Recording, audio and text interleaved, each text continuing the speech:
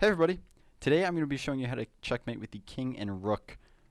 This is a really important checkmate you got to know. So if you don't already know how to do the king and queen checkmate, you should probably learn that one first since that one is easier. I made a vid on that one. You can check it out in the little info box. But today I'm doing the king and rook checkmate. It's also very important to know. And I'm going to be showing you the box method. Now, there's like a million different ways to do the king and rook checkmate, but the way I use is called the box method, and I like it because it's very systematic. It's like a program. It's what I used to teach kids at the chess club that I worked for. It's literally you just go through a list of steps. If you can't do one step, you go to the next step. If you can't do that step, you go to the next step, and it's really easy, and it's really hard to mess up. So I've put a little bit of an oversimplification here on screen, on a little just above my head here.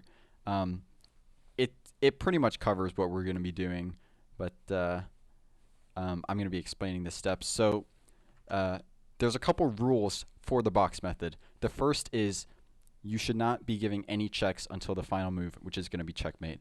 And this is how a lot of people mess up the king and rook checkmate, is because they just keep checking black's king over and over, and they don't get anywhere. And this is how a lot of beginners draw this endgame. So we're going to be avoiding that. You don't want to give any checks. So if you even think about giving a check, it's not going to be the right move. And the second rule is you always want to defend your rook with your king.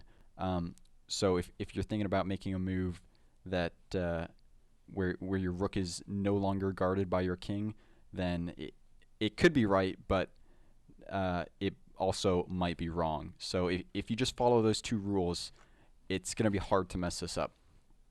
And then I have 4 steps. I put this first step as step 0 because once you do it, you don't need to do it again. The rest of the steps we're going to be repeating all the way until the end of the game, so that's why that's step 0, and that's to simply centralize your rook and king. So you want to get your king close to black's king. You want to get your pieces close to black's pieces. So the first move I have here, if we're going to do this checkmate against black's king, is king d2.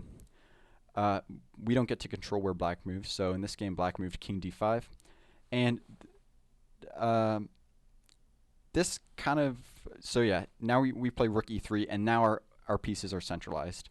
Black plays king d4. They're not really super centralized, but they're centralized. They're central enough. They're really the thing you want to, the thing we care about is that it's close to black's king, and then we can start this process. So black is going to try to keep his king in the center of the board because we can't deliver checkmate there. So first we have to force him to the edge of the board, and that's where we can deliver checkmate. Once your king and rook are central, this just brings us to our checklist. So you basically want to do the first item that you can of these 3 things. The first is safely shrink the box with your rook, and I've highlighted this box with these blue arrows here. You kind of have to imagine it in your head. The black king is never going to escape this box that you've created with your rook. So if we can get that box down to 2 squares, we can deliver checkmate. So that's the first thing. If you can safely shrink the box with your rook, you should do that. The second is you want to activate your king so that you are prepared to shrink the box with your rook on a future move. So you usually do this by moving your king closer to black's king. And if you can't do either of those things, the third thing is you just want to make a waiting move. So after this move, after king d4, we cannot shrink the box further. We cannot shrink the box any further with our rook. And we can't move our king to a more active square. If we try to move our king closer to black's king, we can't do that. So we simply make a waiting move. And all of the waiting moves you want to do are going to be with your king. There's only one exception to this, and we'll get to that later, where you can make a waiting move with your rook. But once again, that only happens when black's king is already down to 2 squares. We'll get to that later. So for here, we're going to make a waiting move with our king. King e2. Black moves king c4. And now let's check our list again. So can we safely shrink the box with our rook? Yes, we can. We can move our rook to d3. And as you can see, black's total squares that he has available to him have gotten smaller. So king d3, black moves king c5. We don't want to move rook d4 Like we can't shrink the box like that because black's king would capture our rook, and we can't move our rook to c3 because first of all that would be a check. That would let black's king out of the box.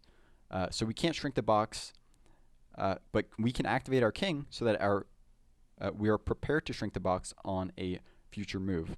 And like I said, you just want to move your king closer to black's king. Here there are actually two valid moves. King d2 and king e3 are both valid moves, but here I've chose king d2. Black moves king c4. Once again, check our checklist. We can't safely shrink the box, so we're going to activate our king by bringing it closer to black's king. Black placed king c5, and we'll check our list again. Can we safely shrink the box with our rook? No, we cannot, so we activate our king. And it's that simple. You just want to keep doing those three things over and over again. So this game continues. King b5, we can shrink the box. Rook d4. King c5, we have to make a waiting move. King d3. King c6. King c4. King b6. Rook d5. Rook c6. King d4. King b6. Rook c5. King a6. King c4. King b6. King b4. King a6. Rook b5. And once you've limited black's king to one file or rank, you want to make sure you're defending your rook from the center of the board and not the edge of the board like this. Because if you try to defend your rook from the edge of the board, you're not going to have a good time. You have to defend your rook from the center of the board. And by the center of the board, I just mean your king is not on the edge. So yeah, this will basically allow us to deliver checkmate. So here we wouldn't want to move to a5 with our king. Let me actually draw a red arrow. If I can, there we go. We wouldn't want to move to a5. We would want to move to c5. So king c5, king a6, and now we just go back to our checklist. We activate our king further because we can't shrink the box. King c6, king a7.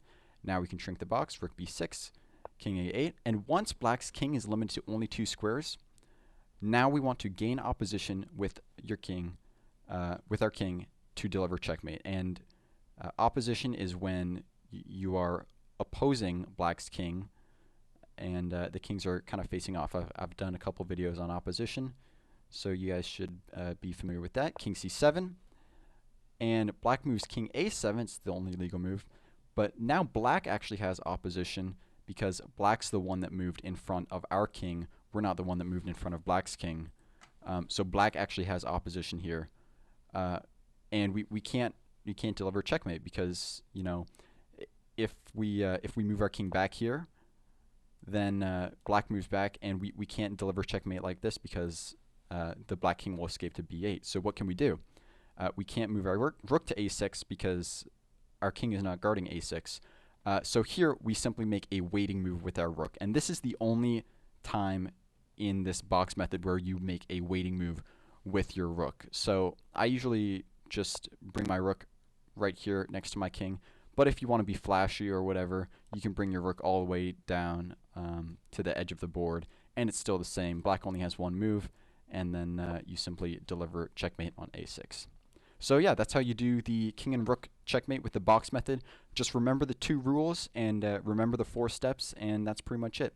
If this helped you out, make sure to give this video a like and subscribe for more chess videos. Thank you for watching, and I'll see you in the next video.